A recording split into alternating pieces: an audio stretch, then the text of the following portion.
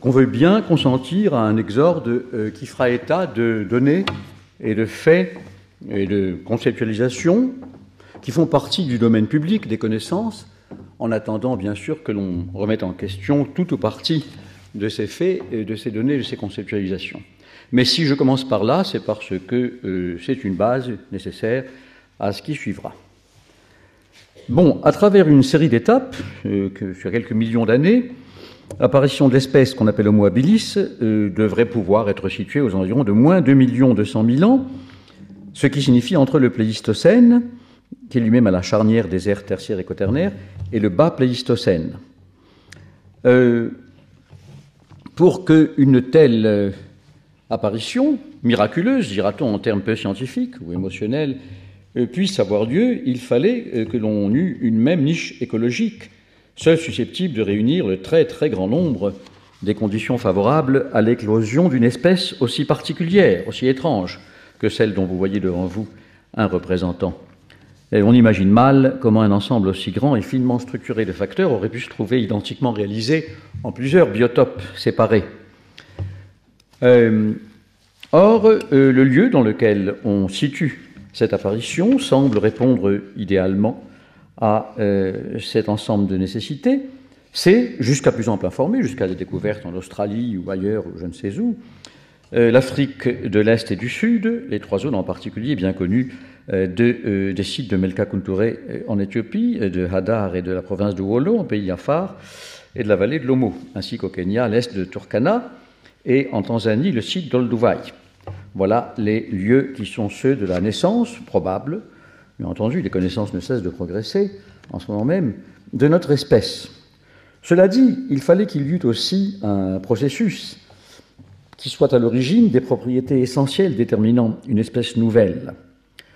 Or, ce processus, des facteurs très graves, très importants, l'ont suscité. Que s'est-il passé ? C'est une hypothèse, mais une hypothèse qui est fondée tout de même sur quelque chose de plus que de simples supputations.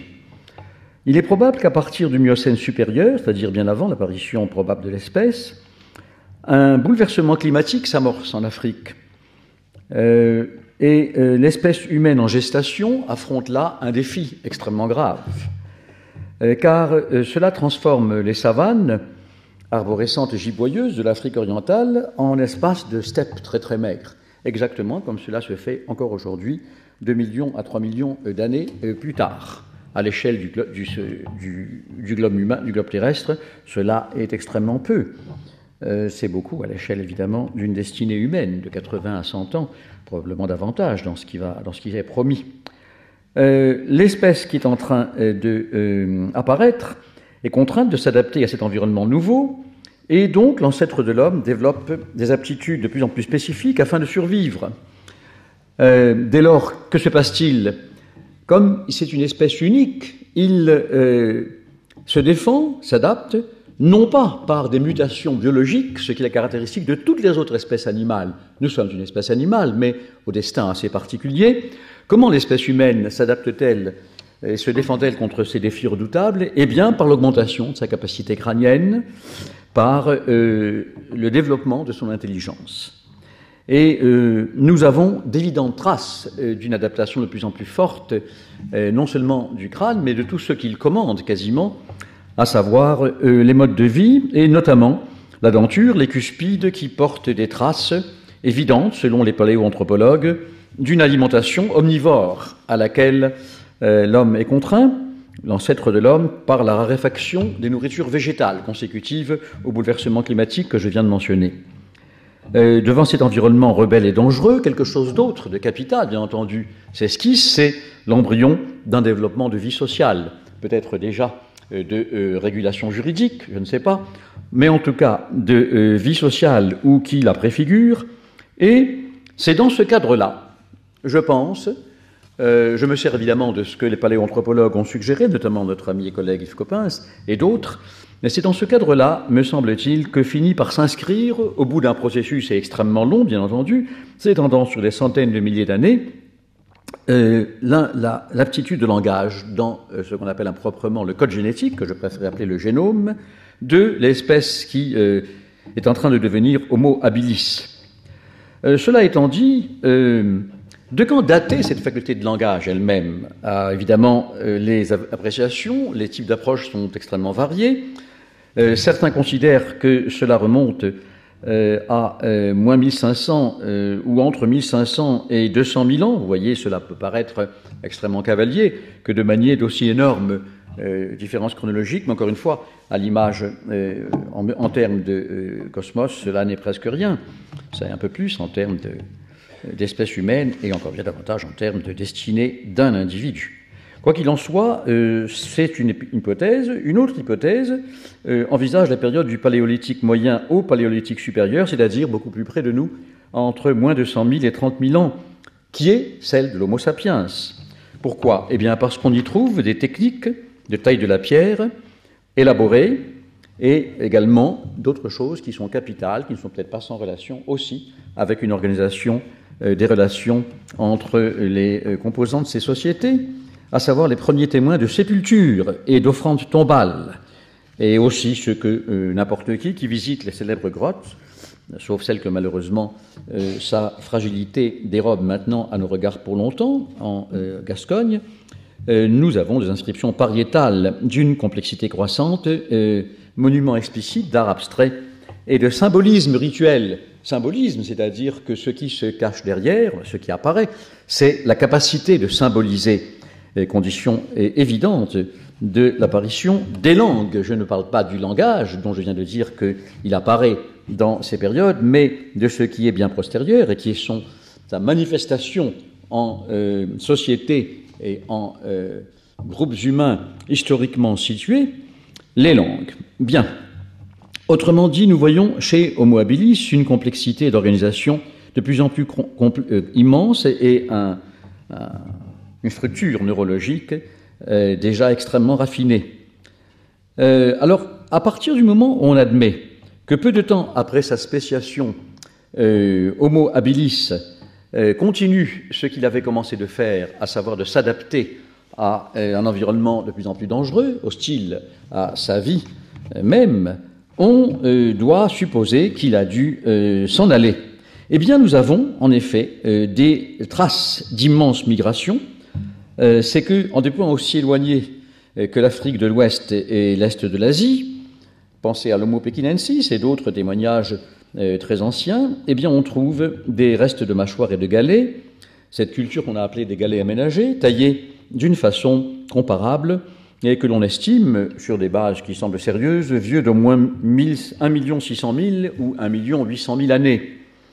Dès lors, ces vestiges doivent être pris comme ceux de très anciennes nomadisations de l'espèce humaine à peine apparue, et dans la mesure où ça a un sens en histoire à cette profondeur temporelle vertigineuse que de parler d'apparition d'une espèce évidemment étalée sur des périodes extrêmement longues.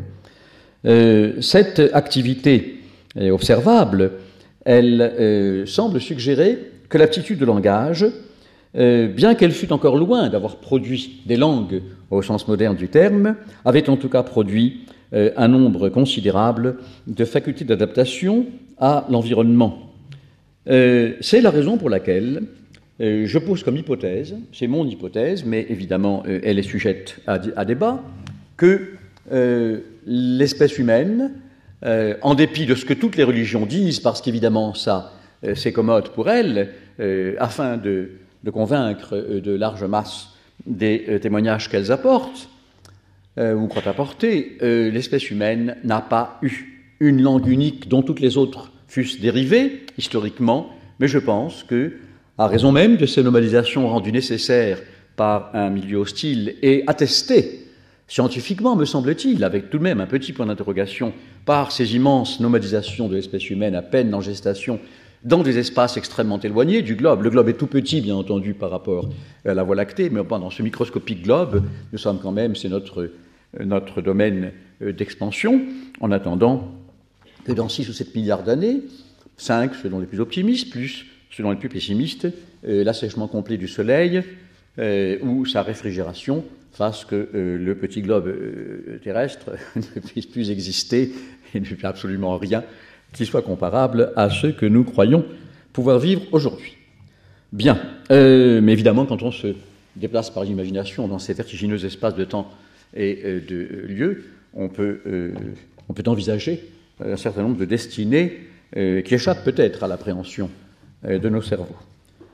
Voilà ce qui me paraît le plus probable, et devant l'hostilité croissante du milieu et ses normalisations, la réalisation ou manifestation de cette espèce humaine dotée d'un langage comme aptitude à signifier, à produire des énoncés de communication perceptibles, mais non encore réalisés ou manifestés sous forme de langue au sens moderne du terme, ou même au sens archaïque, sous forme de moyens de communication articulés, analysables, émis par un locuteur et perçus par un auditeur.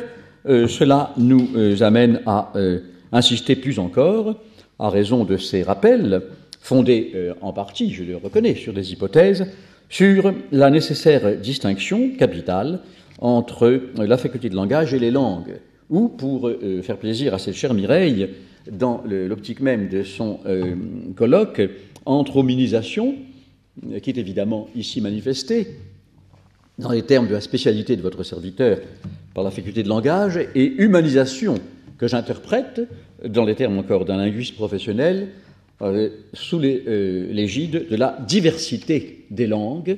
Et mon idée, je répète, est qu'en dépit de ce que les religions racontent, les langues sont apparues au moment même de leur apparition et à raison de la dispersion déjà effectuée de l'espèce dans des lieux, pas encore plus des biotopes, mais en tout cas des lieux de dispersion considérablement éloignés, sous des formes déjà diverses.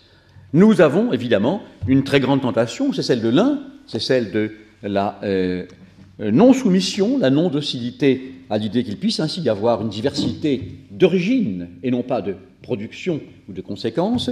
Nous avons une tentation très forte que tous les linguistes partagent, et qui est celle selon laquelle on remonte, à mesure que l'on retrace, que l'on trouve des attestations, soit sur les os de tortue, dans le cas moins 3000 des caractères chinois, soit sur des formes diverses, sous la forme d'argile incrustée, encore lisible, encore déchiffrable, desséchée, ou de papyrus cueillis au bord du Nil et transformés en parchemin, dans le cas des deux civilisations qui remontent à une époque extrêmement proche, mais un peu plus ancienne que la nôtre, à savoir moins 3000, moins 3500, moins 3100, 200, qui sont Sumer et l'Égypte. Nous avons là donc des milieux écologiques dans lesquels les langues apparaissent déjà dans leur diversité. Voilà ce que je voulais donner comme rapide rappel, mais ça fonde une bonne partie de ce qui va suivre. Rassurez-vous, je ne m'étendrai pas longuement, bien qu'il me fasse plusieurs heures, si vous y consentiez, chère Mireille, pour exposer ces phénomènes passionnants. Eh bien, l'aptitude à symboliser, de perfectionnement en perfectionnement, a pour effet que les premiers balbutiements, plus ou moins codés, s'élaborent en formation régulière.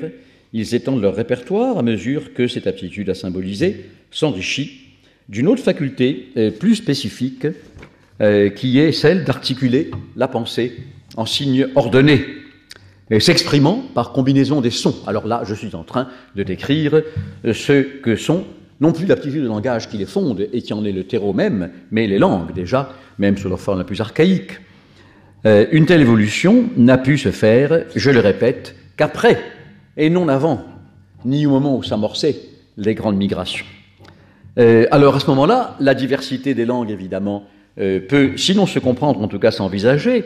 On se moque de ce cher Jean-Jacques Rousseau quand, dans son essai sur l'origine du langage, il affirme que les langues sont nées de l'imitation des cris des oiseaux, mais ce n'est pas si idiot, parce que de quoi voulez-vous que les langues soient nées, en ce qui concerne en tout cas leur support vocal auditif, articulé, sinon de ce que les différentes portions de l'espèce humaine à peine apparues ont rencontré au cours de ces immenses nomadisations, à savoir des milieux naturels extrêmement variés, dans lesquels la nature et ses bruits, les espèces végétales qui font des bruits et qui parlent, et qui ont un langage interprétable, au moins pour une oreille humaine.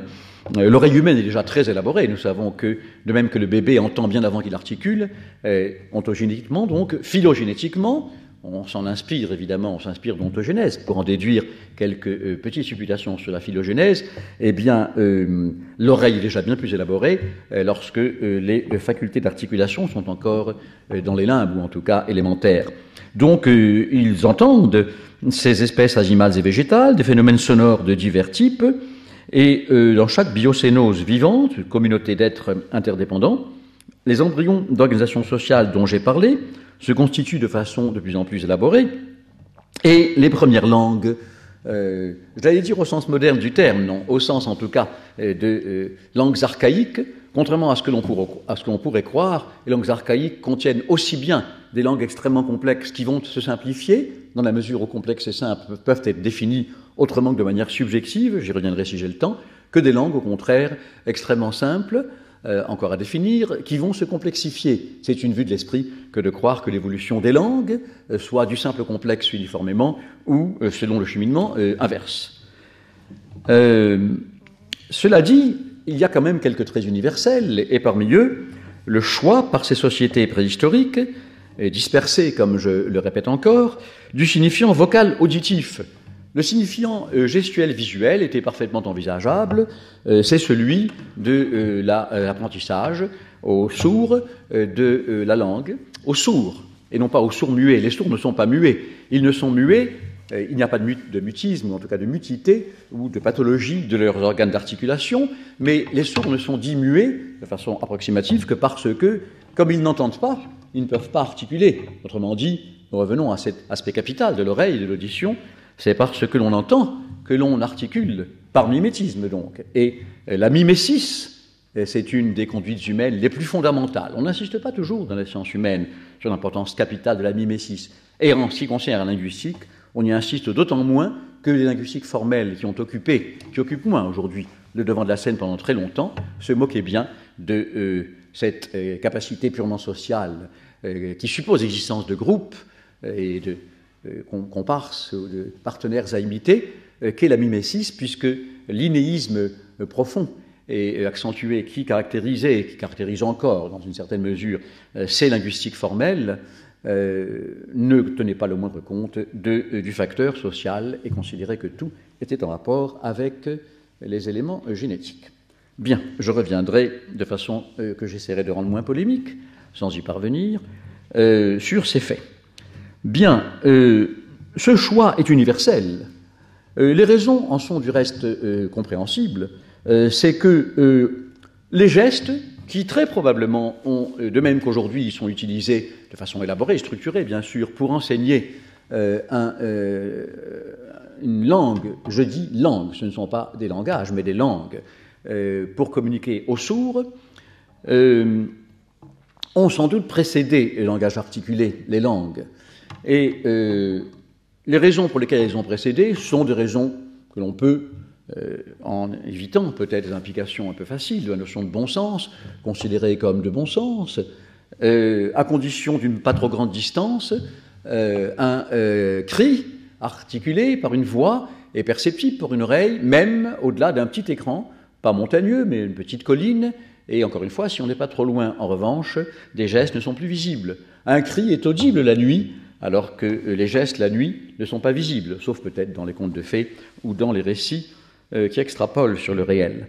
Donc toutes ces raisons peuvent faire que le signifiant vocal-auditif l'est emporté, même s'il n'est pas nécessairement plus élaboré ou plus raffiné, comme le montre l'extrême complexité des langues des sourds, variables avec les différentes langues de différents pays. Il y a un ASL, American Sign Language, il y a un langage des sourds français, inventé tout près d'ici, dans la rue qui porte le nom de l'abbé qui s'en est occupé, et dont s'inspire à la fin du XVIIIe siècle le American Sign Language. Bon.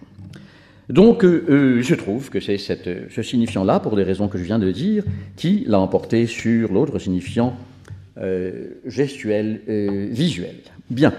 Alors, cela étant dit, nous avons affaire ici à des caractéristiques capitales.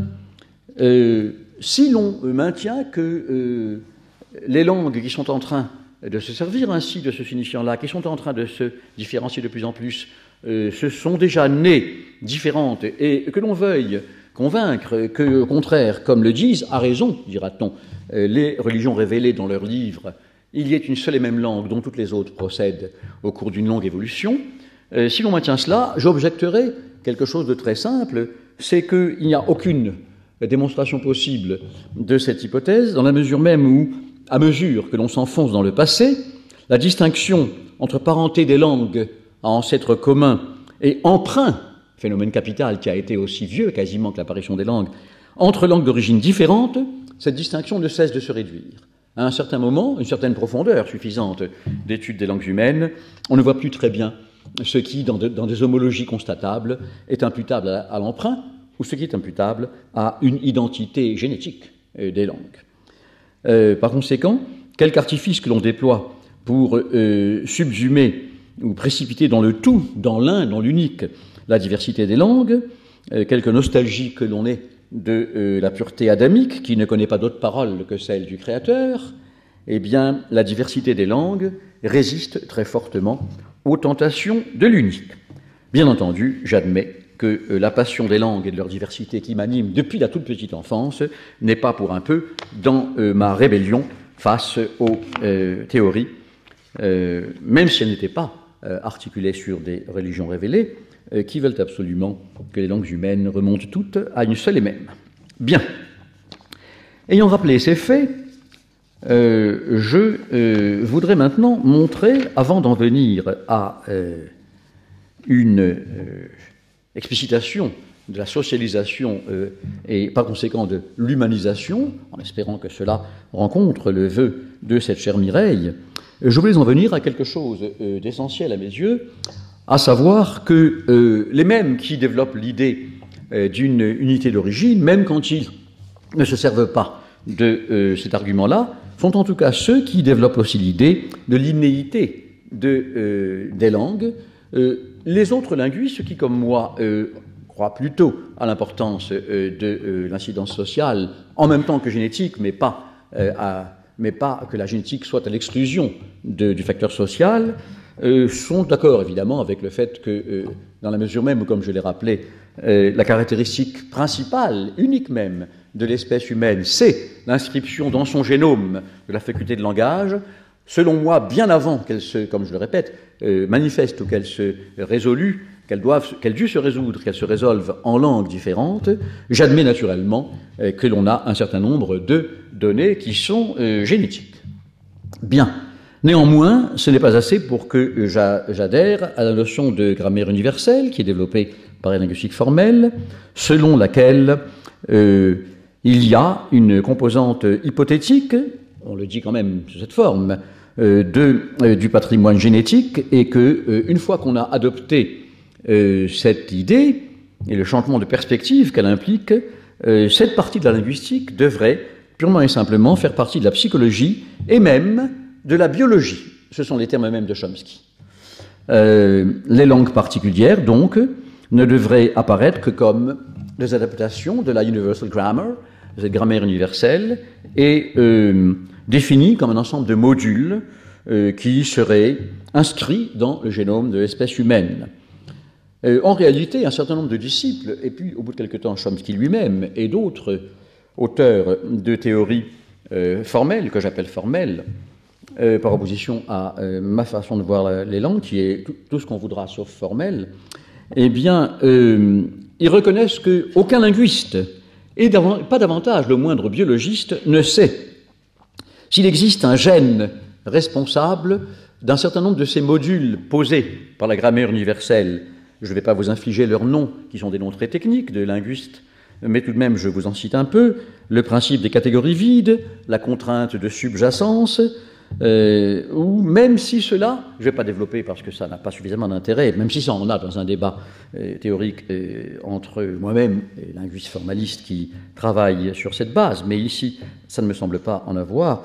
Et on se demande si donc ces modules de la grammaire universelle ont une assise ou un terreau proprement neurobiologique, c'est-à-dire dans notre cerveau, dans notre organisation neurophysiologique, ou même si cela fait sens que de poser seulement la question. Bien. Alors, à partir du moment où on admet que plutôt qu'une insistance sur un aspect strictement génétique, ni d'ailleurs que d'une insistance sur un paramètre strictement social. Les langues humaines se développent par la convergence féconde, s'alimentant constamment, bien sûr, tous les deux, de ces deux dimensions. Alors, on peut peut-être, il me semble, mieux aborder le problème de la relation entre hominisation créatrice d'une faculté de langage, définitoire de l'espèce, évidemment, comme je viens de le dire, et l'humanisation elle-même, dont je pense qu'elle se fait, avant d'aboutir à une véritable diversification des langues, à travers différents processus que je propose de mettre au nombre de 5. Les langues actuelles révèlent ces processus dans leur lien avec les mécanismes cérébraux. D'abord, la capacité de choisir. Tout à l'heure, j'y ai fait allusion, l'espèce humaine est la seule qui s'adapte au milieu, à ses contraintes, et dans certains cas, à ses caractères redoutables pour sa survie, non pas, comme le font tant d'espèces, le caméléon n'est qu'une image, mais beaucoup d'autres espèces moins spectaculaires font exactement la même chose, par une transformation biologique, mais par l'augmentation de sa capacité endocrânienne et le développement de son cerveau. C'est l'histoire même de l'espèce humaine. Lorsqu'elle apparaît, encore une fois, entre gros guillemets, dans les vastes limites chronologiques que j'ai dites, les derniers anthropoïdes qui sont encore simiesques ressemblent de manière étonnante, mimétique quasiment, aux premiers hominidés qui sont déjà humains, mais ce qui différencie les premiers des seconds, c'est que les premiers n'ont pas, et que les seconds ont la faculté de langage inscrite dans leur code génétique, ce qui ne veut pas dire que les langues, je m'excuse de me répéter, mais c'est à mes yeux quelque chose de capital, au sens moderne du terme, soient déjà en train, ou soit même en processus d'amorce, d'apparaître plus tard, ça se paraîtra bien plus tard, sous leur forme prémoderne. Bien, alors ce que je voulais rappeler comme 5 processus, c'est d'abord cette capacité de s'adapter que je désignerai par un mot à mes yeux capital. Tout à l'heure je parlais de la mimésis, une autre notion qui est définitoire de non pas de notre espèce, définie par l'étude du langage depuis l'origine, comme je l'ai dit, mais de la manière dont elle s'adapte et dont elle va peu à peu construire ses moyens de communication, c'est le choix, la capacité de choisir. C'est cela qui, par opposition à d'autres espèces animales, certaines espèces animales manifestent une capacité de choix au sens le plus élémentaire.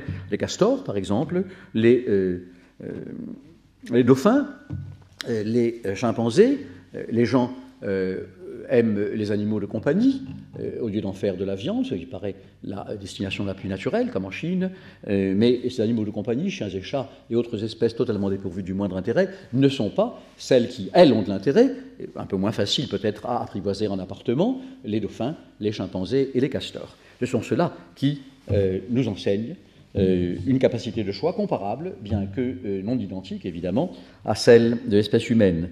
Le deuxième de ces cinq processus capitaux que je voulais rappeler, c'est ce que j'appelle régulation conditionnée de l'énergie investie en durée. Je veux parler ici de ce qui va de plus en plus caractériser, non pas des langues particulières, comme je viendrai tout à l'heure en spécifiant un peu plus, mais toutes les langues humaines, à savoir le fait qu'il est indispensable, pour mettre le monde en mots, d'avoir deux lots, deux inventaires, dont l'un est ouvert et l'autre non pas complètement clos, mais moins ouvert. Nous appelons, dans notre jargon, mais un jargon que n'importe qui de cultivé peut comprendre, lexèmes et morphèmes, les uns relevant du lexique, de l'étude lexicale, du dictionnaire, les autres de la morphologie, de la syntaxe, les morphèmes. Bon, eh bien, ce qui est important, et qui est une caractéristique probablement inscrite dans notre système neurologique de l'espèce humaine, c'est que la différenciation entre les deux se perçoit de façon tout à fait élémentaire. On peut, je propose, sans la faire de façon aussi élaborée que ce qu'a proposé tout à l'heure ce cher Alain Berthoz, une petite expérimentation très simple. Si vous demandez à quelqu'un de chercher des synonymes, des équivalents par exemple, mensuétude, pour prendre un très beau mot que j'aime beaucoup de langue française, ils diront douceur, bienveillance, etc., assez facilement, selon leur degré de familiarité avec le lexique, ou, je ne sais pas moi, donner, ils vous donneront attribuer, assigner, offrir, etc., faire don, faire cadeau. Si vous leur demandez, en revanche, de vous donner des équivalents du suffixe « en », de gentiment pour l'adverbe ou de atermoiement pour le substantif, qui ont une même origine, mais bon, c'est un autre problème très intéressant, des langues indo-européennes les plus anciennes que cette identité.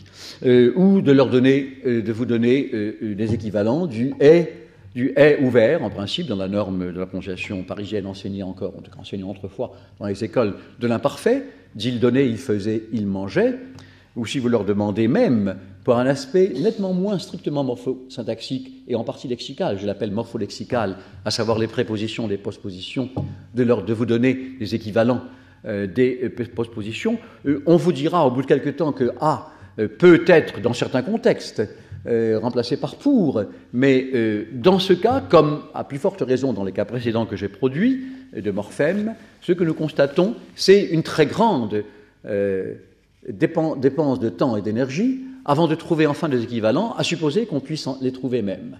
Et à quoi cela est-il dû? Eh bien, cela est dû au fait que l'engrammation de ces différents codages est quelque chose à quoi l'espèce humaine est habituée en investissement de temps et d'énergie quand il s'agit des lexèmes, des mots, noms et verbes en général, la quasi-totalité des langues.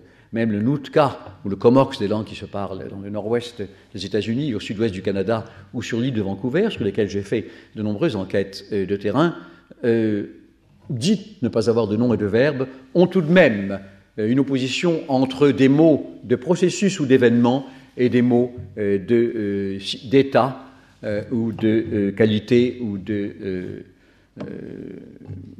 permanence, qui en gros sont la manière dont on représente, depuis la philosophie antique quasiment, à travers l'âge médiéval nominaliste, la distinction entre ces deux immenses catégories de lexèmes, nécessaires à toutes les langues, semble-t-il, que sont les noms et les verbes. L'investissement d'énergie neurologique dans leur rapprochement, permettant donc de fournir des synonymes sur votre demande, est une habitude très forte, tandis qu'il n'y a aucune habitude d'investir du temps et de l'énergie pour distinguer entre eux les éléments qui relèvent de la grammaire, les morphèmes. Cela nous montre de façon très simple, par une expérimentation que n'importe qui peut faire, qu'il y a une régulation conditionnée, c'est ce que j'appelle ainsi, de l'énergie qui s'investit en durée. La deuxième chose est ce que j'ai proposé d'appeler la loi du second lourd. J'appelle loi du second lourd une autre caractéristique étonnante des langues humaines, de toutes les langues, qui va déboucher sur ce que je dirais après, sur la diversité très forte. Là, c'est une caractéristique commune des langues, à savoir que nous tendons dans les binômes plus ou moins figés, comme ça et là, ici et là, tôt ou tard, plus ou moins, à mettre le terme le plus lourd phonétiquement en seconde position.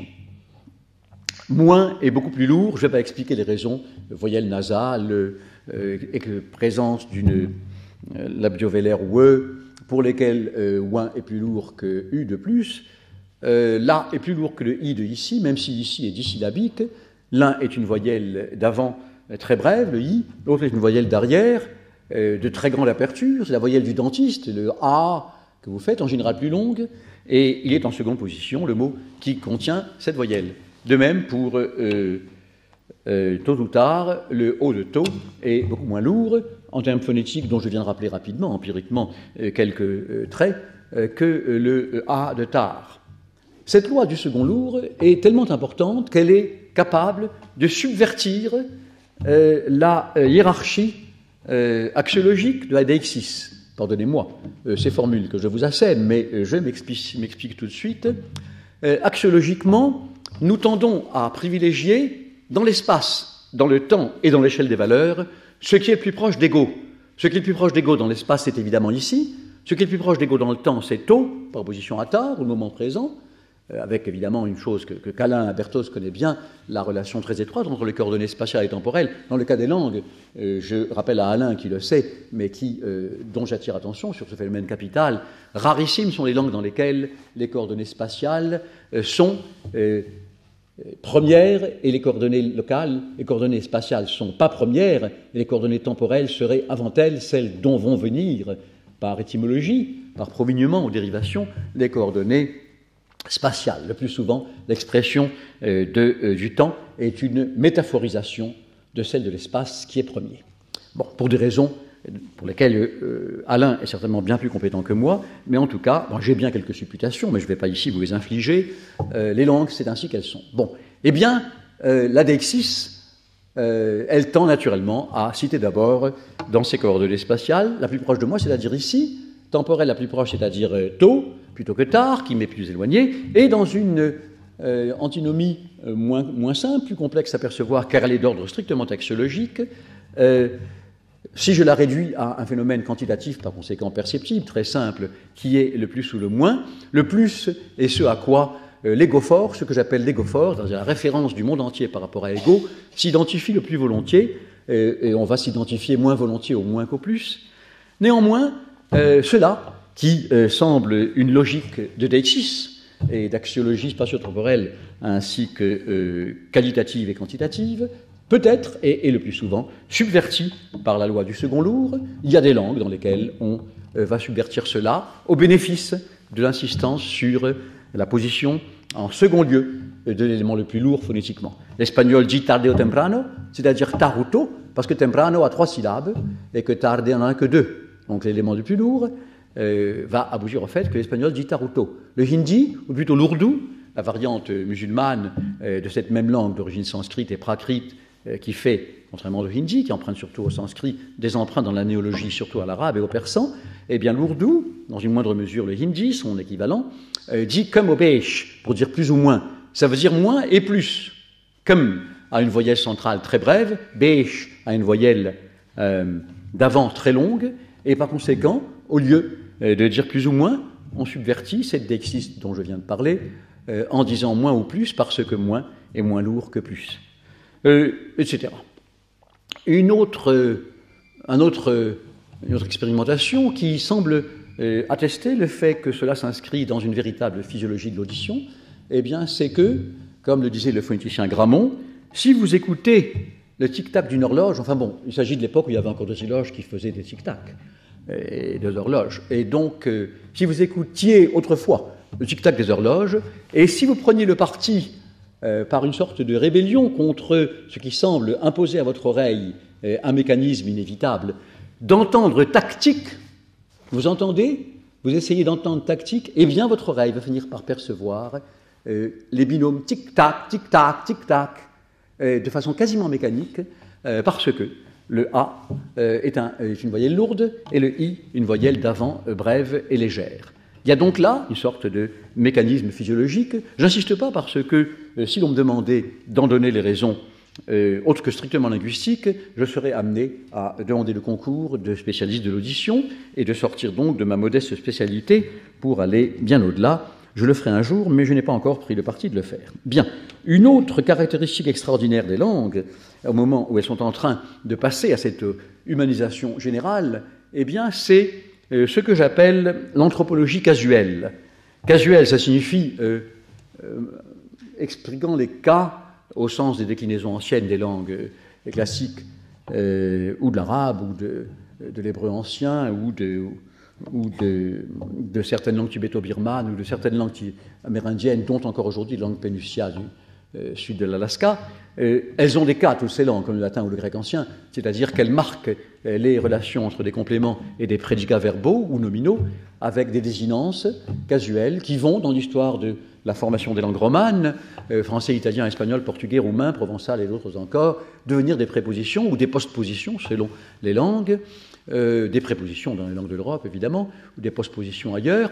Et ces désinences casuelles, elles marquent les relations circonstancielles, notamment spatiales, mais aussi ce que j'appelle associatives, c'est-à-dire avec, attributives, c'est-à-dire pour ou à, dont je parlais tout à l'heure, d'utilisation de moyens médiatifs, j'appelle cela, comme au moyen d'eux ou en se servant d'eux. Bon.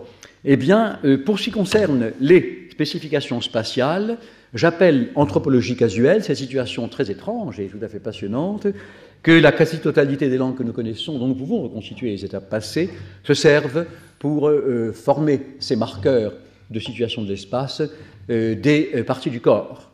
Elles vont donc donner un sur à partir de tête, un sous à partir de pied, un à côté d'eux à partir de flanc ou côté, un en face à partir de ventre, un derrière à partir de dos. Le dos. Autrement dit, c'est pour ça que je parle d'anthropologie casuelle, les langues humaines, la plupart de celles dont nous pouvons reconstituer les passés à une profondeur de temps suffisamment proche de nous, mais en même temps suffisamment éloignée pour avoir un espace de jugement, eh bien, elles se servent de l'être au monde de l'homme et de la femme et de la façon dont il ou elle parle le monde en fonction de son corps, mesure de toutes choses, pour revenir à ce que les sophistes disaient, les sophistes qui étaient bien mieux que les sophistes au sens péjoratif d'aujourd'hui, disaient ouvertement. Bien, et enfin, on a, avant-dernier phénomène, on a ce que j'appelle une dyshyponoèse. J'appelle dyshyponoèse un étonnant phénomène que l'on a constaté, et un phénomène fondé sur les expériences neurologiques dont je me sers. Je cite les différents spécialistes qui en ont parlé, notamment Michel Paradis, un excellent spécialiste franco-canadien qui enseigne à l'université McGill de Montréal. Eh bien, il y a une sorte de pathologie cérébrale qui fait que des gens dont vous ne notez pas qu'ils aient de particuliers déficits mentaux dans leur entretien courant vont brusquement buter sur la compréhension des connotations, des tournures humoristiques, des calembours, de tout ce qui demande une interprétation seconde, et vous vous apercevez, on s'est aperçu par les enquêtes, qu'il y a une lésion du lobe droit du cerveau. Autrement dit, le lobe gauche, qui, comme vous savez, est capital pour nous, un malheureux qui a cet horrible accident d'une hémorragie cérébrale ou d'un AVC, d'un accident vasculaire cérébral, le malheureux ou la malheureuse qui est frappé de cela, si, par chance, dans son malheur, c'est son cerveau droit qui est frappé, il aura encore sa motricité gauche et il aura encore le langage, en gros. Tandis que si c'est le cerveau gauche, puisque nous sommes latéralisés, qui commande la motricité droite et le langage, à ce moment-là, il devient aphasique et infirme du côté droit. Bon. Eh bien, le côté droit, moins important, entre gros guillemets, que le gauche, si de moins on s'en fie aux critères que je viens de rappeler, dans le cas des accidents, eh bien, est aussi l'endroit dans lequel se trouve la lésion sous-jacente à cette incapacité de comprendre tout ce qui est allusif de l'ordre de l'humour, de l'ordre des idiomatismes, de l'ordre de tout ce qui n'est pas la dénotation stricte, mais que l'on peut en gros placer sous l'empire de la connotation. Cela est très important. Ça montre bien que toutes les langues humaines ont une inscription très précise d'un certain nombre de caractéristiques on le sait depuis Broca et Wernicke de manière très précise, déjà moins imprécise qu'avant pour ce qui concerne le lobe frontal et d'autres, et l'aqueduc de Sylvius et toutes les parties du cerveau qui sont en relation directe avec le langage et avec ses accidents. Mais là, je parle de dyshyponoèse parce que hypono en grec moderne, hypono, pour ceux qui ont appris à articuler cela en prononciation restituée du grec ancien, signifie penser par en dessous, c'est-à-dire faire des hypothèses, hypothèses, des choses que l'on pose par en dessous, hypo. Donc, il y a une DYS, je forme ce mot, une dyshyponoèse, c'est-à-dire une distorsion, une pathologie de la capacité de l'hyponoèse qui se manifeste par tout ce que je viens de rappeler. Bien. Et enfin, une cinquième caractéristique dont j'aurais voulu dire un mot, mais à condition que je retrouve mes notes.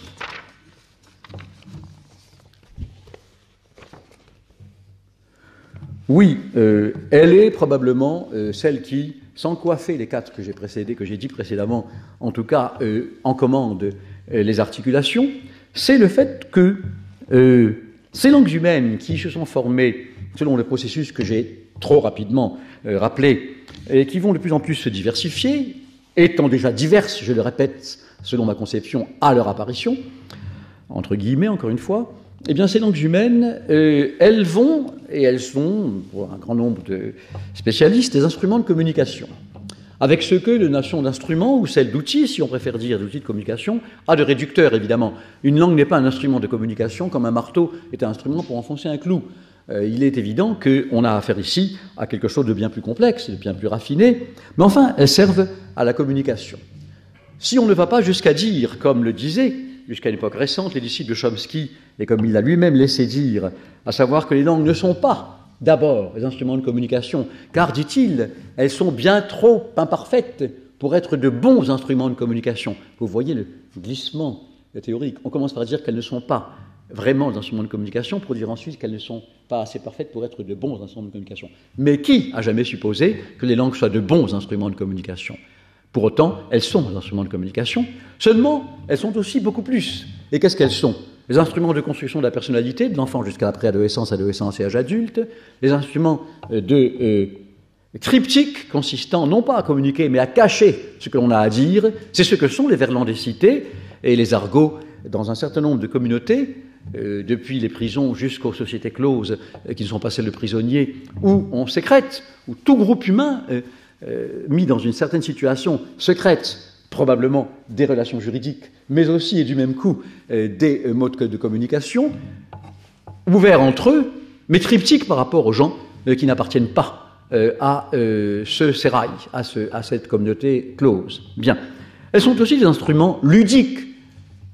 Homo ludens, l'homme qui joue, est une caractéristique capitale de l'espèce humaine. Naturellement que les langues servent à jouer, à subvertir les choses, et même à faire quelque chose qu'aucune espèce animale n'est capable de faire avec les instruments qu'elle s'est façonnés, même les espèces les plus remarquables par leur proximité avec l'espèce humaine. Oui, je suis en train de dire que l'espèce humaine est au centre, tout ce qui lui ressemble un peu est donc meilleur. Enfin bon, je ne vais pas développer ce point de vue métaphysique bien trop complexe. Quoi qu'il en soit, cette capacité unique de l'espèce humaine, elle consiste à prendre le moyen comme fin, c'est-à-dire à se servir, non pas comme je le fais en ce moment, du support vocal pour délivrer un contenu. Je suis en train d'essayer de vous dire des choses en me servant d'une langue, le français, comme support vocal auditif, mais prendre le support vocal auditif comme sa propre fin, c'est-à-dire le gloser, à la limite, la littérature, toute l'activité de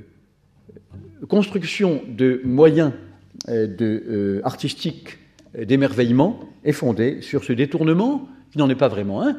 Il se sert d'une fonction du langage, fonction ludique ou fonction de détachement ou de dissociation, qui est aussi une de ses caractéristiques. Voilà, mesdames et messieurs, les premières idées que je voulais très vite. Combien me reste-t-il de temps? Vous ne savez pas. Pardon? Ah bon. Alors, je vais donc aller très vite. Ensuite, là-dessus, vont arriver un certain nombre de caractéristiques que je voulais très vite vous énoncer. La première, c'est l'apparition des contraintes formelles comme processus de ritualisation du langage. J'appelle ritualisation le fait que les langues humaines vont de plus en plus s'équiper de contraintes, comme le sont, par définition, les distinctions en classes de mots, en catégories. La distinction que j'ai dite universelle entre nom et verbe, elle est assortie d'autres qui ne sont pas universelles. Il y a plein de langues qui n'ont pas d'adjectif, qui ne disent pas une belle fille, mais une fille de beauté, ou une fille qui est belle, en prenant une relative dans laquelle le verbe être beau est un verbe. Ces langues n'ont pas d'adjectif, dont l'adjectif n'est pas une catégorie universelle du tout, contrairement à ce que croient les gens qui parlent des langues à adjectif. Mais enfin, on va avoir d'autres catégories. L'adverbe, apparemment, est universel aussi, ainsi que les prépositions et postpositions dont j'ai parlé comme moyen de marquer le rôle d'un complément par rapport à un prédicat verbal comme centre d'un énoncé. Et le sont également un certain nombre d'autres éléments, comme les éléments de subordination, encore que, là aussi, selon les langues, ils apparaissent différemment. Tout cela, pour moi, est arrangé sous l'idée générale d'un processus de ritualisation par la naissance de catégories qui vont diversifier au sein de l'énoncé les langues humaines. Ces catégories, elles diversifient les éléments successifs de l'énoncé, mais elles sont aussi inscrites en paradigme. Donc syntagmatiquement, c'est-à-dire dans la chaîne parlée, elles permettent de produire des énoncés. Paradigmatiquement, c'est-à-dire dans la compétence inscrite, elle aussi, dans le cerveau de l'espèce humaine parlante, elle constitue un certain nombre de paradigmes. Celui ou celle qui parle emploie pour, il a aussi avec, au lieu de, en faveur de, etc., où il a aussi l'affreux par rapport à, que tout le monde emploie aujourd'hui au sens de au sujet de, je me demande bien pourquoi. Bien. Permettez-moi cette petite parenthèse normative. Bien, deuxième chose caractéristique que je voulais donner, c'est la naissance des formes linguistiques comme liturgie sociale. Liturgie sociale parce que on a affaire à une façon d'instituer entre le locuteur et l'auditeur une relation qui va prendre un aspect liturgique, c'est-à-dire un aspect d'accomplissement d'un certain nombre d'obligations instituées en société ou dans la relation sociale. Et cela est particulièrement visible dans le passage des pidgins au créole. Les pidgins sont des langues véhiculaires, des langues qui ne sont maternelles pour aucun des deux communicants. Elles rendent des services sur un lieu de naissance, marché des villes africaines, îles et petites et grandes, c'est aussi vrai pour la Nouvelle-Zélande et l'Australie, ou la Calédonie, de l'océan Pacifique sud-est. Et puis ensuite, elles deviennent des éléments de communication, des outils de communication, avec les réserves que j'ai faites sur la notion d'outils ou d'instruments, transmis par les parents, par la famille. Elles deviennent donc des langues maternelles. Je renonce à maternelle qui n'a plus aucun sens dans la société industrielle où la mère ne transmet pas plus que le père, ou bien parce qu'elle travaille, ou bien parce que c'est pas elle qui est à la maison. Enfin bon, ça dépend donc des lieux et des pratiques dans les familles. Mais en tout cas, devient langue principale, je dirais, plutôt que maternelle, ou langue première, le pidgin, dès qu'il est transmis par les parents, et dès lors il va s'appeler un créole. C'est un processus de ritualisation, comme tout à l'heure je l'ai dit, mais appuyé sur une liturgie sociale. De même, l'apparition des classes. Beaucoup de langues sont dans la classe, le chinois, le thaï, le khmer, le birman, le vietnamien, toutes les langues de l'Asie du Sud-Est. Dans ces langues, on ne peut pas désigner un objet du monde sans lui attribuer une classe, sans l'assigner à une classe. Par exemple, en chinois, en pékinois, yi veut dire un shu, veut dire livre. Pour dire un livre, on ne peut pas dire yishu comme en français. Entre les deux, il faut mettre pen, qui est un classificateur, c'est-à-dire un type de mot qui assigne le livre à la catégorie des objets reliés dont les feuillets sont mis ensemble. Pen signifiant racine végétale, parce qu'à l'origine, bien sûr, on faisait les fils qui reliaient ces feuillets avec des herbes, comme on le fait toujours d'ailleurs de façon plus élaborée. Bon, donc ces langues se construisent classificateurs, et beaucoup de langues, dont le chinois, le thaï, le lavukalevé, une langue polynésienne, les langues néo-guinéennes, beaucoup de langues australiennes, beaucoup de langues amérindiennes, ont d'innombrables, plusieurs centaines de classificateurs, là où en français, en russe, en allemand, en italien, en espagnol, en anglais, on n'a pas le moindre classificateur. Ce sont des caractéristiques par lesquelles les langues vont donc se diversifier. J'en viens pour terminer aux paramètres de la diversité des langues. Les langues sont donc d'une immense diversité, à raison même des phénomènes que je viens de rappeler, même si initialement ces phénomènes sont à un niveau plus élevé et commun. Et cette diversité elle est de trois ordres. Elle est génétique, elle est typologique et elle est aréale. Elle est génétique, bon, jusqu'ici, en dépit du fait que nous remontons aussi loin que possible, jamais aucun linguiste, sauf dans une optique de pure spéculation, n'a réussi à aller au-delà des langues mères supposées, attestées dans les cas rarissimes, comme celui de l'égyptien pharaonique ou de l'hébreu biblique, non attestées, ou du sanskrit védique, non attestées dans la majorité des cas. Au-delà de cela, on n'a pas de parenté possible. En d'autres termes, des langues indo-européennes, distinguées en slave, germanique, romane, ou isolate, comme l'albanais, comme le grec, comme l'arménien, les langues tibéto-birmanes, distinguées en tibétain, sino-tibétain, comme le chinois, le chuang, les langues du sud, de l'ouest de la Chine, etc. Les langues austronésiennes, comme à l'extrême ouest le malgache, à l'extrême est le tahitien, c'est de loin la plus importante famille en étendue géographique et en nombre de langues, bien que son étendue géographique, comme vous le voyez en regardant une carte, est presque entièrement celle de mer, avec de toutes petites terres immergées. La plupart d'entre elles sont des îles. Cette immense famille qu'on appelle austronésienne, dont le tagalog, la langue principale des Philippines, fait partie, et dont font partie aussi la quasi-totalité des langues de l'Asie du Sud-Est, autres que sino-tibétaines, je veux dire pas du continent, des îles qui sont juste après en direction sud-est. Bon, n'a jamais réussi à les rapprocher par un ancêtre commun, j'entends, des autres très grandes familles que je viens de citer, c'est-à-dire indo-européennes ou tibéto-birmanes, pas plus qu'on a réussi à rattacher cela aux langues sémitiques, dont l'hébreu et l'arabe moderne sont les deux manifestations contemporaines les plus visibles, mais pas plus qu'on a réussi à rattacher aux isolats comme le basque, que nous ne rattachons à rien du tout, comme le géorgien, qu'on a tenté de rattacher au basque en pure perte jusqu'ici, ou aux langues amérindiennes, ou enfin aux langues africaines. Avec cela, je crois que j'ai cité la plus grande partie des langues humaines. La parenté génétique au sein de ces langues est à peu près attestée, elle est établie par de très nombreux travaux diachroniques qui montrent comment elles ont évolué à partir d'un ancêtre commun. En revanche, la parenté génétique à l'extérieur de chacune de ces familles, avec les familles autres, n'a jamais été établie. Alors, que faisons-nous ? Vous avez devant vous, mesdames et messieurs, un linguiste typologiste. Je fais de la typologie, non pas seulement parce que c'est une discipline de pointe aujourd'hui, en même temps que la créolistique, dont j'ai dit quelques mots tout à l'heure, mais aussi parce que c'est ma vocation depuis très très longtemps. Je fais de la typologie parce que Les parentés typologiques, elles, sont, je ne dirais pas faciles, mais moins difficiles à établir. Elles traversent naturellement, elles transcendent les familles linguistiques. Autrement dit, nous avons une parenté typologique importante entre le chinois mandarin et l'anglais, entre le russe et certaines langues athabasques ou penutia du nord-ouest de l'Amérique amérindienne, entre le tagalog et une langue comme l'arménien, langue indo-européenne, ou une langue comme le quechua, langue indienne principale avec l'Aymara, des pays andins, c'est-à-dire de la Bolivie, de l'Équateur, de la Colombie et du Pérou. Bon, ces langues n'ont aucun rapport génétique, donc le premier critère que j'ai cité n'est ici pas un seul instant illustré. En revanche, elles ont d'étroites relations typologiques.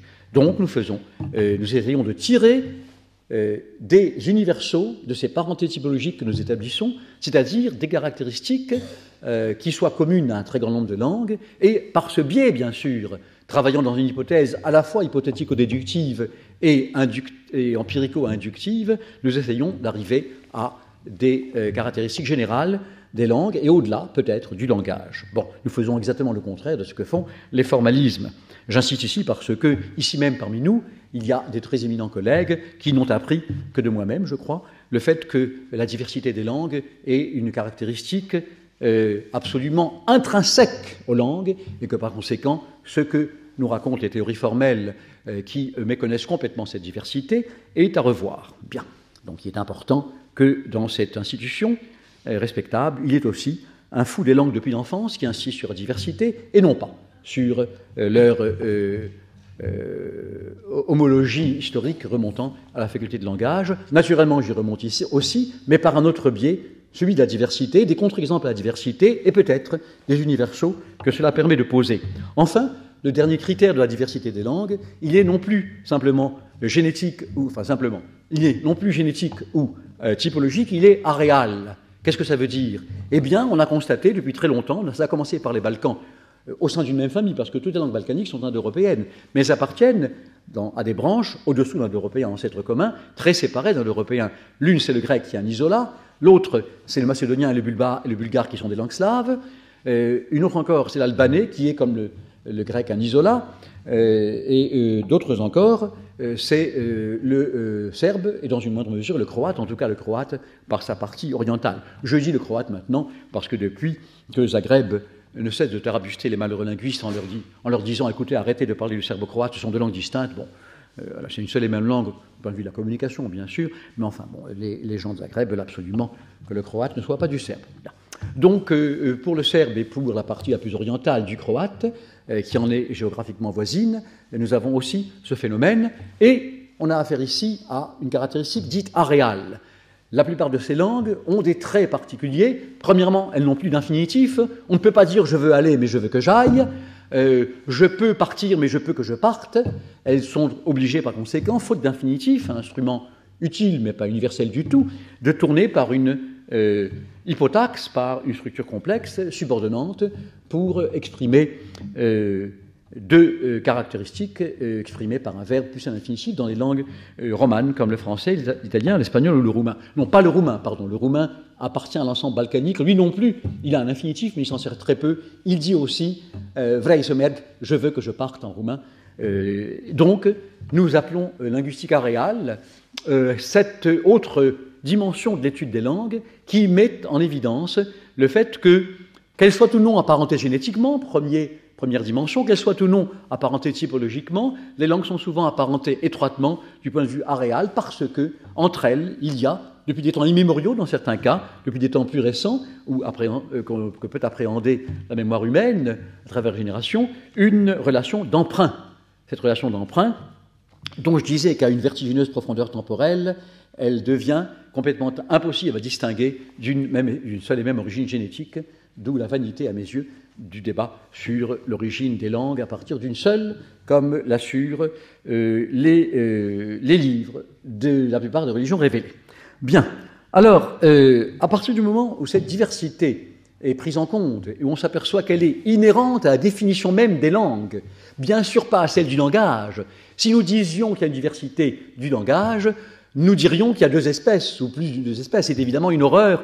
Enfin, en tout cas pour le moment, parce que tout arrive, et la science est par définition ouverte à n'importe quoi qui peut se produire. Mais pour l'instant, nous pensons qu'il y a une seule et même espèce humaine, et sauf mutation de l'espèce, toujours possible, il peut y avoir un jour une capacité pour un des deux sexes qui jusqu'ici n'a pas cette aptitude à enfanter, au sexe masculin, et dès lors le sexe féminin ferait autre chose, ou serait complémentaire d'une autre façon, ou réciproquement.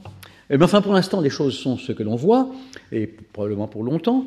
Ce qui est important à dire, c'est que si nous remontons extrêmement haut, eh bien, nous avons une seule et même espèce humaine, parce que précisément, c'est dans le génome de cette espèce que c'est inscrite à des dates dont j'ai parlé de façon approximative, inévitablement, tout à l'heure, l'aptitude au langage, ou la faculté de langage, pour parler comme Descartes, et comme Chomsky, qui reprend à Descartes en français, cette très importante formulation. Bien, en revanche, j'appelle caractéristique inhérente et même définitoire, non plus du langage bien sûr, mais des langues elles-mêmes, la diversité. Elle est liée, bien entendu, pour revenir au fécond,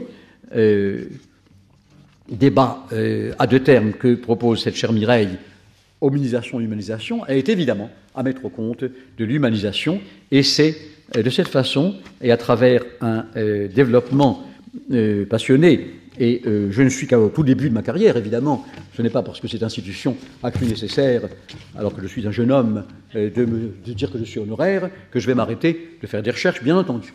Donc, je suis en train, j'espère pour les décennies à venir, si la santé se maintient, de continuer cette étude d'une diversité de plus en plus forte des langues, qui, je le signale tout de même, parce que c'est quelque chose qui souvent est oublié, à raison même de la pression très forte d'une langue à vocation, dit-on, internationale, cette diversité, loin d'être résorbée ou menacée d'unité du fait de la présence de cette langue, au contraire suscite un nombre croissant d'affirmations, d'abord identitaires, souvent sociales, politiques même, des langues les plus croissantes. N'oubliez pas qu'aujourd'hui même, Pékin construit 1200 instituts Confucius pour répandre le chinois dans le monde entier. Petite parenthèse, le chinois, contrairement à sa réputation absurde, c'est une langue extrêmement simple.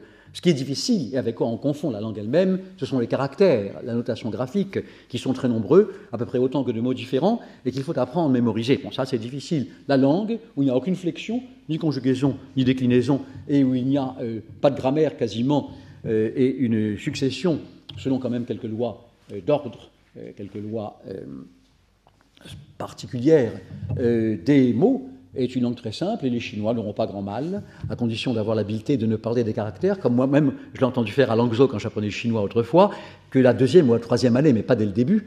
De même, les instituts Cervantes pour le castillan, les instituts Goethe, autrefois en crise économique, mais de nouveau maintenant financés pour l'allemand, et pour le luso-brésilien, les instituts Camões. Tout cela montre d'immenses autres options qui montrent bien que l'univers n'est pas prêt d'en venir à une seule et même langue, qui aurait une fonction véhiculaire, c'est-à-dire une fonction de langue commune. Or, une fonction véhiculaire ne peut en rien se substituer à une fonction vernaculaire. C'est la raison pour laquelle la diversité des langues, qui a diversité des langues vernaculaires, évidemment, est quelque chose qui a encore devant soi, me semble-t-il, de beaux jours. Merci.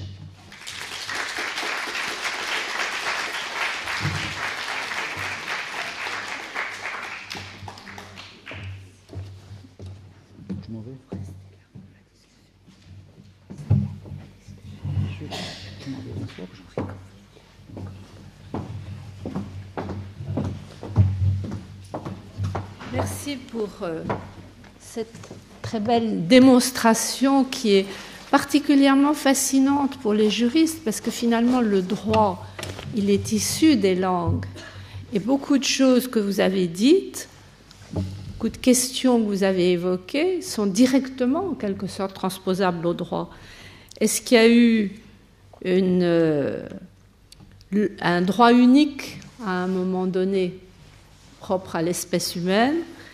Est-ce que le droit n'a pas lui aussi une participation, un rôle à jouer dans les différents processus d'humanisation que vous avez énoncés, notamment, je pense, la capacité de choisir, qui est quelque chose de très important comme fondement de la responsabilité, notamment la question de l'instrument de communication. Vous l'avez dit vous-même, dans les relations juridiques, c'est quelque chose d'essentiel.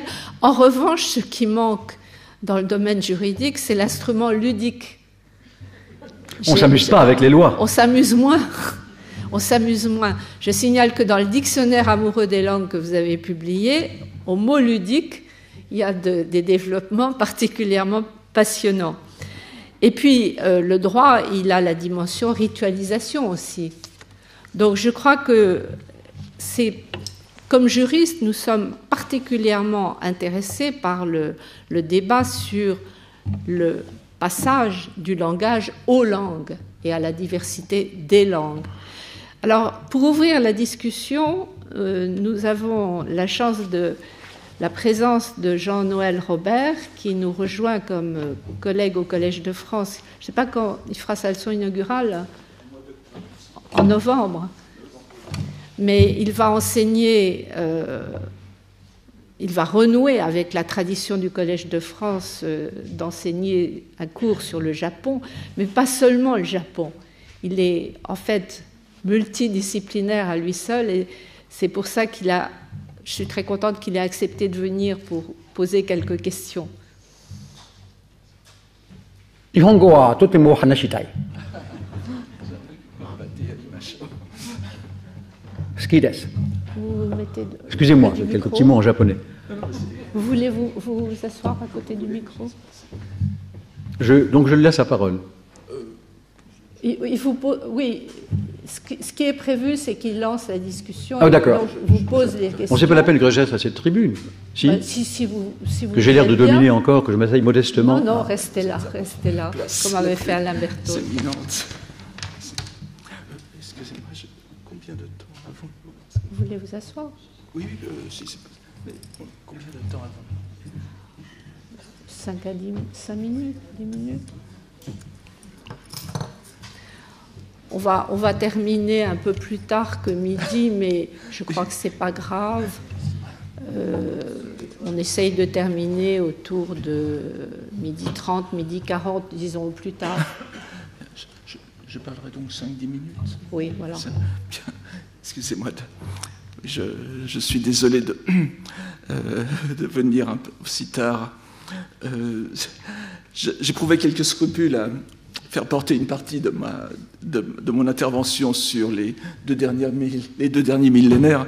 Mais comme M. Agege a commencé à 2 200 000 années, ça sera sans doute beaucoup plus concis de ce côté-là. Mais je voudrais même, comme nous avons très peu de temps, peut-être sauter les 19 premiers siècles et arriver au 20e, 21e. Mais tout d'abord, je voulais me situer, parce que je ne suis pas linguiste, ça, vous le comprendrez tout de suite. J'essaye de me parer du terme, du terme qui est un peu anathème pour les linguistes de philologue, et je m'intéresse surtout au rapport entre langues et culture, religion, entre le Japon et la Chine. Et moi aussi, les linguistes ne sont pas de purs techniciens des langues. Oui, mais vous allez voir tout de suite mon incompétence dans des termes, dans quelques-uns des termes que vous avez mentionnés sont évidents. Alors, je crois que comme nous avons peu de temps, je vais peut-être sauter directement au dernier aspect de la discussion qui rejoint, me semble-t-il, le thème commun de ces 2 journées, même sur diversité et unité, et comme très bien résumé dit M. Agege,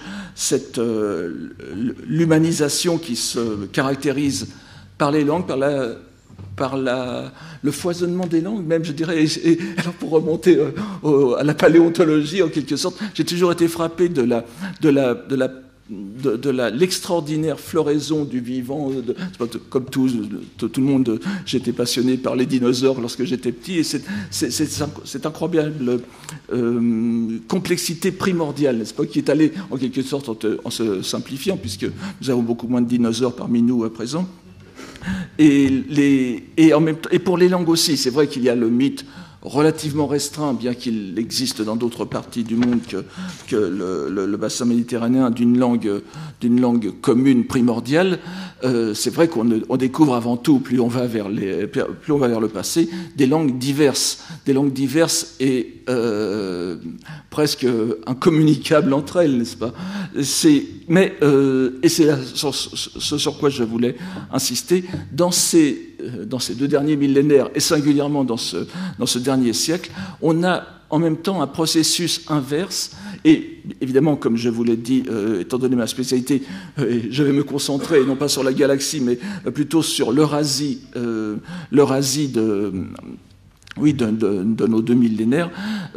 Il y a ce double mouvement de diversification des langues qui est en quelque sorte un donné historique, si je puis me permettre, et de convergence culturelle qui se fait justement très souvent, qui s'est faite souvent au cours des 2 derniers millénaires par les transferts religieux, par les mouvements religieux, et puis peut-être dans ce dernier siècle par les transmissions et transferts juridiques.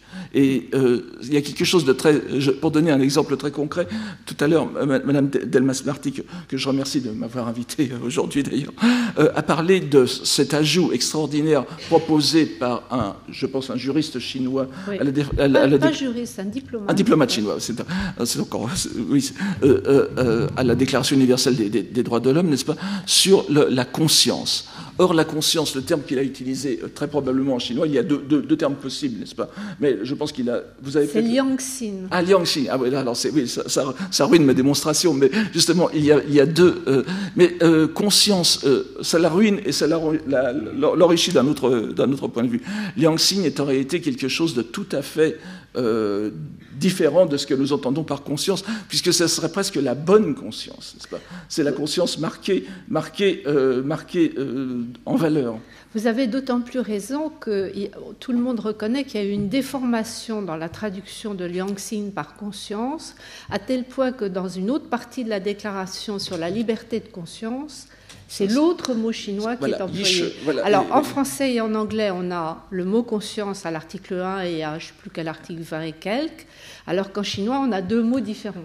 Et c'est très intéressant, justement, parce que je peux retomber sur mes pieds avec quelques claudications quand même, mais l'autre mot pour conscience, c'est yishi, qui est en réalité un mot qui vient du vocabulaire sanskrit indien, transcrit en chinois, n'est-ce pas? Dans les termes bouddhiques, c'est vijnana, le terme qui veut dire littéralement le savoir discernant, en quelque sorte, le préfixe vi et le verbe connaître. Et donc c'est un terme qui parle aux Chinois actuels, alors que le mot Liangxin serait plus issu de la tradition culturelle chinoise proprement dite. Oui, c'est ça. Et le terme Vijnana, donc Ishe, qui correspond à notre conscience, est une transposition d'un terme qui convient très bien. Nous avons le même suffixe science, n'est-ce pas, skio, skire, d'un côté, et chnia, connaître de l'autre. C'est vraiment l'aspect de connaissance qui est. Alors, donc, cette espèce de processus vers l'unité des langues s'est faite, à mon sens, tout au long de ces deux premiers millénaires, par la transmission des religions. Nous avons plusieurs fois parlé de l'origine de l'homme, d'ailleurs dans la région de l'homo, ce qui est assez amusant aussi. Et le terme même d'homme, on voit très bien qu'il y a des continuums linguistiques et culturels qui donnent une sorte de pré-données à certaines conceptions qui ne passent pas vers d'autres domaines. Et on n'en a pas assez conscience pour juger de cette université et diversité des langues.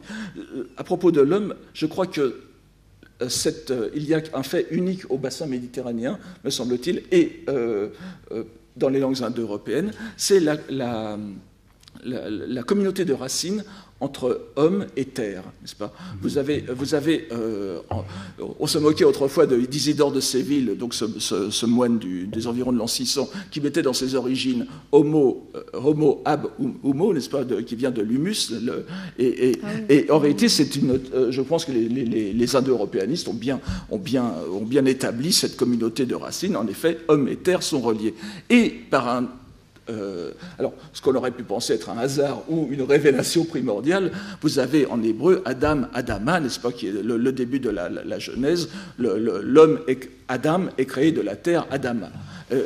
Alors, pour moi, ce n'est pas un hasard. Je pense qu'il y a ici une communauté culturelle en Méditerranée qui s'est établie de longue date. Et elle est de si longue date qu'on n'en a plus conscience. Or, ce qui va de soi pour tous les Méditerranéens, si j'ose dire, au sens le plus large, puisque ça va jusqu'aux Scandinaves, aux Lituaniens, eh bien, ne marche plus du côté de la Chine et du Japon, vous vous en doutez bien. Mais d'un autre côté, par cette transmission des religions qui s'est faite.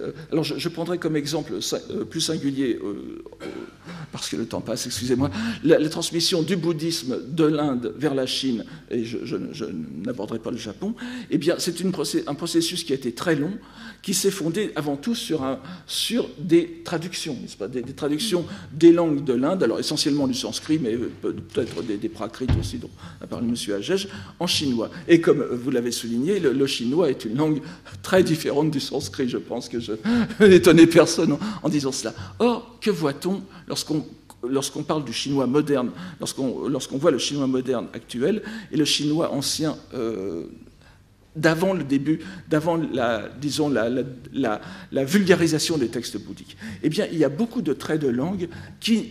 Je ne dis pas qu'ils n'existaient pas, ils existaient bien sûr en chinois.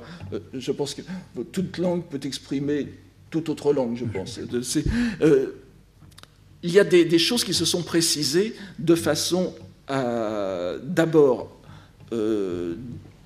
plurielle, c'est-à-dire selon les traducteurs, et puis peu à peu une sorte de koiné, de langue commune s'est élaborée et qui a influé directement le chinois moderne. Je voudrais ne donner qu'un seul exemple parce qu'il est important, me semble-t-il, du point de vue du droit, c'est le pronom. Le pronom, le je, n'est-ce pas? Le je au singulier et au pluriel. Le je et le nous. Alors, je n'entrerai pas dans le nous inclusif et exclusif. D'ailleurs, entre parenthèses, c'est très amusant de voir que le chinois donc, change de type, n'est-ce pas? Puisqu'en chinois classique, le nous n'avons pas de distinction entre nous inclusif et exclusif. Enfin, sans vouloir faire référence à la situation actuelle, quand je dis nous allons déjeuner, on pourrait soit les membres de cette estrade, soit l'ensemble de la pièce, nous aurions deux pronoms. Eh bien, en chinois ancien, il y a plusieurs pronoms. Il y a tout un jeu de pronoms, je ne vais pas insister dessus. Et le pluriel du pronom est très peu marqué, vraiment très très peu. Quand je parle du chinois ancien, si je prends une histoire standard de la langue chinoise, on dit que c'est à partir de la fin des Tang, donc du 8e siècle, que cette prononciation devient, que cette distinction devient quasiment obligatoire, comme elle est en chinois moderne. Or, vous voyez, vous pouvez vraiment, en suivant la marche des traductions des textes bouddhiques sanscrits en chinois, vous voyez peu à peu s'installer un pronom unique, c'est-à-dire par-delà la pluralité des pronoms pour dire je, vous en avez un qui est grosso modo wo, l'actuel, et puis un suffixe qui va exprimer la pluralité à chaque fois. Alors qu'autrefois, je vous dis, c'était à peine marqué, le je pouvant dire nous aussi selon les cas. Et c'est très important. La motivation de cette précision, n'est-ce pas, est entièrement religieuse. Parce que dans les sutras bouddhiques, dans les textes bouddhiques, vous avez toujours le Bouddha qui parle « je », vous avez le Bouddha qui parle à ses disciples « vous », et puis les disciples réagissent soit individuellement, lorsqu'il s'agit d'histoire de salut, n'est-ce pas? Donc je, il faut bien marquer le singulier, soit nous, lorsque c'est l'assemblée qui reçoit en tant que telle la parole du Bouddha. Et on peut vraiment suivre sur 2 siècles à peu près la constitution de ce système pronominal. Donc nous avons une sorte de mondialisation là, qui est tout à fait... Et je vous passe les conséquences sur le japonais, mais qui sont très, très, très visibles. Une chose aussi, je donne un autre exemple très rapide, c'est le système des 3 temps. Je pense que tout le monde, même s'il y a des Chinois et des Japonais, et évidemment à plus forte raison des locuteurs de langues européennes, tout le monde sera d'accord pour dire qu'il y a 3 temps, le passé, le présent et le futur. N'est-ce pas? Et nous avons même le mot 3 temps, les 3 temps, etc. Or, c'est un terme qui est très courant en chinois aussi, et en japonais bien sûr, mais ce terme de 3 temps, avec un futur très nettement différencié du présent, puisque dans les textes chinois anciens, le futur est en quelque sorte l'avenir de l'homme, direct, mais un futur comme autre dimension ne se trouve pas vraiment défini comme tel. Mais c'est avec les textes bouddhiques que cela est arrivé, me semble-t-il.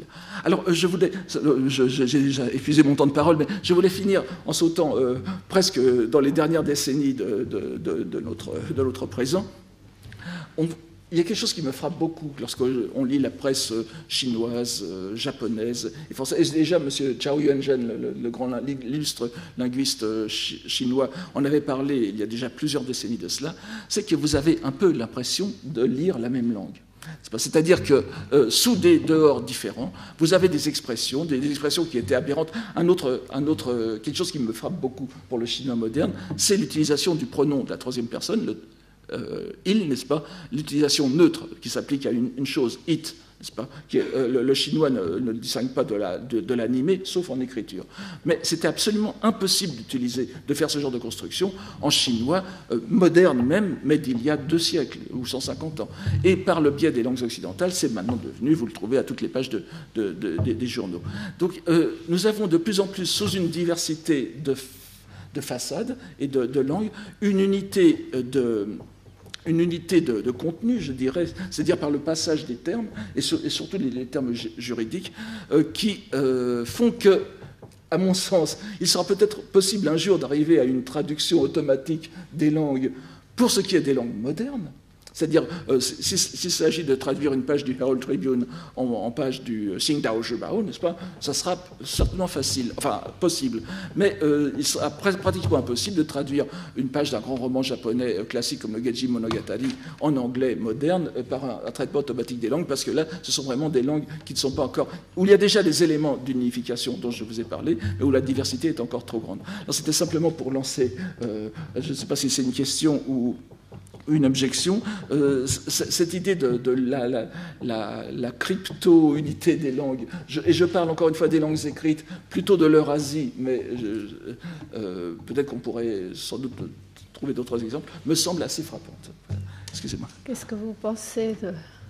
Ça m'intéresse immensément, merci, cher monsieur, de ce que vous venez de dire. Je ne suis pas sûr d'avoir encore suffisamment de distance. Je l'aurai en repensant à ce que vous avez dit, en rentrant chez moi et dans les jours qui vont venir. Mais pour ceux que j'en perçois de manière immédiate, je dirais ceci, à travers ce que vous avez dit sur le fait qu'on a l'impression de lire les mêmes textes, j'insisterai sur le rôle du plus vieux métier du monde, bien plus vieux que celui qu'un machisme absurde et grossier croit être le plus vieux, à savoir celui de traducteur. Il est absolument évident que 2 sociétés humaines confrontées l'une à l'autre et ayant déjà des langues diverses sont amenées à avoir besoin que l'on traduise ou de traduire elles-mêmes, et également de l'immense influence que la traduction des grands textes religieux a eue sur l'évolution des langues. Ma seule objection, qui n'en est pas vraiment une, mais c'est ce qui me vient à l'esprit tout de suite en vous écoutant, c'est que cela ne concernait que les docteurs des religions et les langues écrites. Je me demande dans quelle mesure l'incidence de cette immense entreprise humaine qui est la traduction des grands textes religieux, bouddhiques en chinois puis en japonais, la Bible dans la quasi-totalité des langues du monde, a pu avoir une incidence sur les masses, sauf peut-être, dans les cas que j'ai vus de très près en Afrique ou dans les réserves amérindiennes, quand les missionnaires évangélisent le maximum de gens et leur apprennent, bien sûr. J'ai vu des versions changées des langues que j'étudiais moi, et j'étais obligé dans mes travaux de tenir compte de la version articulée sur la Bible et de la version naturelle. Donc il n'y a aucun doute que la ressemblance dont vous faites état entre ces langues, vous allez jusqu'à dire qu'on a l'impression de lire un petit peu le même texte ou la même langue, elle est due au fait que l'évangélisation, ou au-delà du christianisme, l'église missionnaire ou les grandes religions appelées à se répandre dans le monde entier, ont joué un rôle immense dans l'histoire des langues. Mais je dirais que ce rôle est second, historiquement. Car s'il était premier, alors se poserait un problème capital que vous avez peut-être les moyens de résoudre, moi je ne les ai pas. Dans quelle mesure, aux aurores de l'espèce, ou au moins aux aurores de l'apparition de ces langues, selon le cheminement très cavalier que j'ai proposé tout à l'heure, dans quelle mesure les convictions religieuses ou la représentation en pensée d'une métaphysique, j'ai parlé du culte des morts, d'une inscription de la pensée humaine dans la finitude ou l'infini tel qu'il est promis par la religion de notre destinée est première ou pas par rapport à notre capacité d'articuler des langues. Je dirais, en ce qui me concerne, mais peut-être parce que, habité par l'amour des langues depuis le début, je ne jure que par elles, que pour moi, l'explicitation de ces immenses messages métaphysiques sur l'au-delà ou sur notre destinée suppose un moyen de communication établi, et non l'inverse. Mais enfin bon. En tout cas, je vous remercie d'avoir abordé l'un et l'autre ce problème de la traduction, parce que à l'heure actuelle, chez les juristes, il y a tout un débat à partir des travaux d'un collègue belge, François Host, qui a proposé de prendre le paradigme de la traduction comme manière de penser l'altérité. En partant de ce que Paul Ricoeur avait écrit, disant la traduction c'est un miracle, puisque avec du différent on fait du semblable, mais pas de l'identique. Et au fond, sur la traduction, il y a tout un travail qu'essayent de faire maintenant les juristes, en disant il y a un paradigme de la traduction qui pourrait nous aider à penser un universalisme pluriel. Donc ça nous ramène à le relatif et l'universel qui sont au cœur du débat. Je crois qu'on a peut-être le temps pour une question. Une dernière chose, encore plus dans le sens de ce qu'a dit M. Robert, au moins en ce qui concerne le christianisme et aussi le bouddhisme, l'incidence des traductions sur l'évolution de ces langues est immense. Elles ont façonné des formes de langue nouvelles, mais ce que le linguiste est tenté, non pas d'objecter, mais de dire en complément, c'est dans quelle mesure cela a-t-il une incidence sur l'évolution naturelle des registres oraux. Oui, ça c'est...